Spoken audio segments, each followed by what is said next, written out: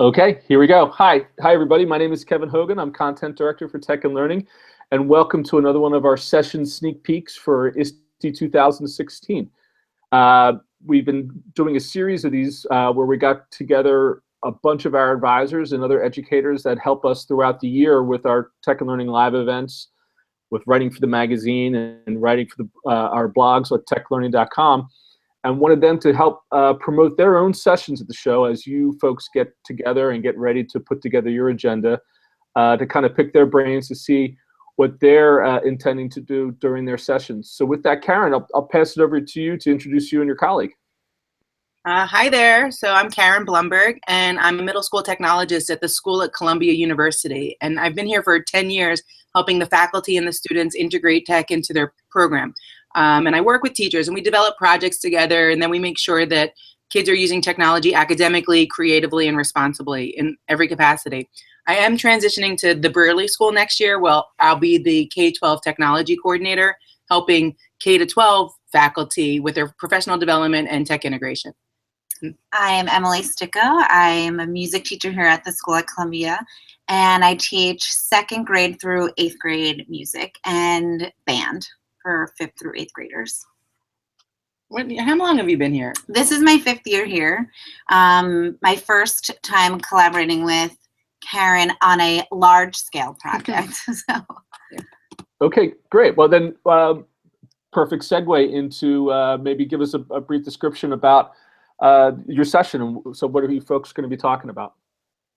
Well, can I just say, I just want to say one thing, which is that Emily wrote me an email in August and said, I want to do something awesome with music and motors and something interactive. And it was so nice as a technologist to get advance warning and notice and think about it. So we were able to go to a couple workshops and really plan together, like, what should we do in 8th grade music class? Like, we don't have a tech class in middle school, so it has to be within the confines of the discipline. So in 8th grade music, we had them creating this project, which Emily called Bits of Music, working with bits and bytes, but also creating their own composition. So one of the projects we worked on was this album cover where they composed music and then they painted an album. And I don't know if you can really see, but there's lights attached to it. So the lights were syncing. Here, well, oh yeah, to the music. And what they composed original music in GarageBand, and then I came in and had them like creating these circuits in the back, like parallel circuits, and then they made this original artwork, and we love that it was like a 12 by 12 canvas, which is like a classic album cover. So like, look kids, we listened to them growing up. Now you can only find them at Urban Outfitters, but the record is like. So they painted, they created the music, they worked with the Arduinos. They hooked all the wires up. They learned the program. They learned how to sync the lights to blink or flash or go turn on and off at certain times. And the project will get better next year, hopefully, because we were thinking that it would be nice to have input, like if there was a sound input using a speaker or like a microphone sensor, and then that would control the flashing of the lights rather than us having the kids write a program that says flash every quarter beat, flash every half beat or stuff. With like music on top. Yeah. Emily knows the musical stuff and I help with the wiring things. We do have a poster session at ISTE, and I'm looking at the calendar. It's Tuesday, June 28th at 10:30. So 10:30 to 12:30. It's mountain time in Denver. So 10:30 to 12:30. Yeah, and it's Bits of Music, Lots of Steam. Bits of Music, Lots of Steam is our poster board, yeah. And so what will be involved with that? When you talk about a poster board session, what does that mean?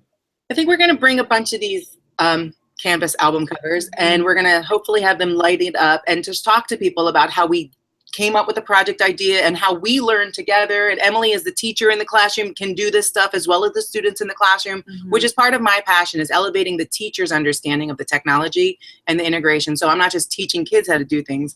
Like you learned a lot and you felt good about it, right? Yeah, I went to a couple of Arduino workshops with Karen. She was saying, these are really great workshops. Go out and learn the stuff so I can kind of be a little bit more self-sufficient. As a musician, I don't have any of this sort of knowledge, but it really helped with the class. Oh, and we also can we did another project together before this. I forgot about that, which was the makey cardboard instruments, where the kids, you know, built instruments with cardboard. And if you wanted it to look like a guitar, great. We had a steel drum, which was challenging because it was actually 3-dimensional, like triangulation, I think we used to make it look like a steel drum. And they put conductive elements on it, used a makey to get the to interact with the computer and Scratch. And then in Scratch, they either made their own sounds or we used the built-in sounds. And then we had like this fake cardboard band. We had like a little jam band. We had a trumpet that made trumpet sounds, but we had a guitar that made like animal sounds also, which was kind of cool. Or the drum, and it made drumming sounds too. Yeah, like, the drum made drumming sounds. We had some interesting so I think sounds. We'll bring some of the smaller ones of those. But basically there's shapes, cardboard, a 2-dimensional cardboard shape of an instrument that then is attached with wires to a laptop. And then we jammed. We had a jam. We won't have to look for your session. We'll just be able to hear it, I guess. Yeah, that's true.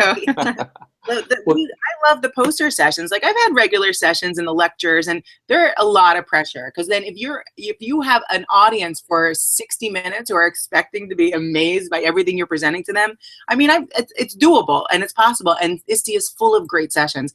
But the thing about the poster session is you're there for 2 hours, and people come to you, and if they want to interact, awesome, and you talk, and then you can have a chance of being like, hey, let's have a conversation. What have you done that's similar? What can you share with me? So I love the give and take and the casual aspect of a poster session. And the thing about ISTE's poster sessions, because I've been to a lot of events, theirs is amazing. The level of stuff that's being shared, there's student sharing, there's admin sharing, teachers, tech people, but the projects are awesome. And I always get a ton of ideas, and I tweet them out, or I bring them back to my school, and I always give credit. So like, I got this idea from this teacher at that school. I think it's important to give credit. But the poster area is stupendous, and you just walk around as a guest. You walk around and you can just gather a ton of ideas from people generously sharing. And people are excited. Like, I'm excited. I'm excited. We'll be excited to present in the poster space, but I also plan on walking around before and after to just see what other people are sharing. Definitely, yeah. That's fantastic. So give me the day and the time again.